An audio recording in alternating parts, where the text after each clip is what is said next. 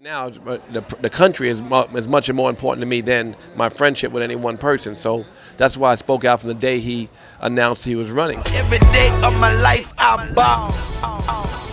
For you, I actually just read your letter to Trump, and that was really personal. What made you say those things? Well, I thought, he could maybe a hug would help him, but he went on and hired some of the most controversial figures, some white supremacists, person doesn't believe in global warming.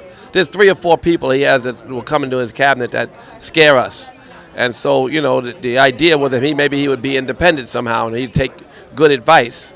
But he doesn't seem to be taking our advice yet. But the intention was to give him a hug because he needs a hug. Do you feel like you guys could ever be friends in the future? Well, I hope that if I'm friends or not, I hope that the influence, that some of the old progressive friends that he had in New York, he's a friend of mine for 30 years, and he was a good friend. He's a very gracious person a lot of times. But right now, the country is much more important to me than my friendship with any one person. So that's why I spoke out from the day he announced he was running. So, and all the things he said that were homophobic and Islamophobic and anti-Semitic and racist and sexist and all these things, added up, and it made me feel it was impossible that America would support him, but also America let me down. But there's another good part of America that didn't come out and vote. They were disappointed. They realize now they should have.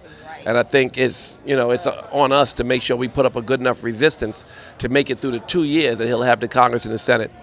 So we'll see.